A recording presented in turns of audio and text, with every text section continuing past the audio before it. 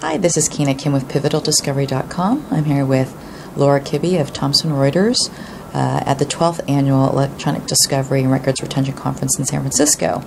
And Laura's going to share her thoughts and her experience on one of her most challenging internationally related cases. Well, I think it is a common challenge for both inside and outside counsel alike. International is domestic today. Thanks to statutes with the breadth and reach of things like the FCPA, we are taking international subject matter, international content, and subjecting it to U.S. jurisdiction and review, which if you can get over the collection hurdles, if you can actually get the information out of the country where it sits, that's only half the battle.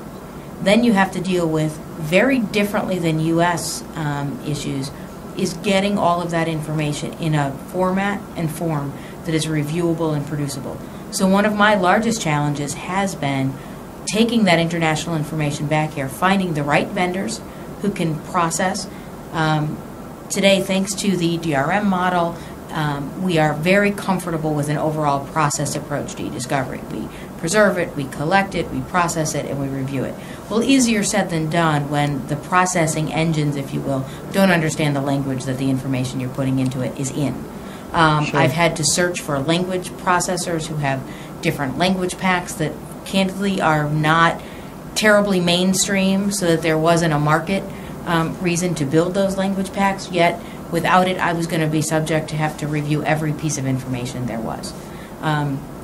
Similarly, if you can get it processed and somehow searched and culled to a manageable fashion, is translation the only way that you can review it? Sometimes you lose the essence of the conversation, communication that's being done simply because you've translated it back into English.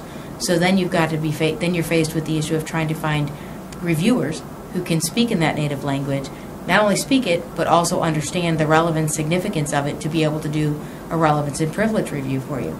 So the language barrier is not just outside our country lines anymore. Almost, I would say 3 out of 5 government investigations now focus on some sort of ex-US behavior that is, again, not only a challenge from the collection piece and getting it back to the States, but once it's here, I'll say the real work begins, trying to figure out a way to get it processed and then reviewed and produced in a way that acknowledges the different languages that could be in the materials today, and it could be just about anything. Right, great. Thanks so much, Laura.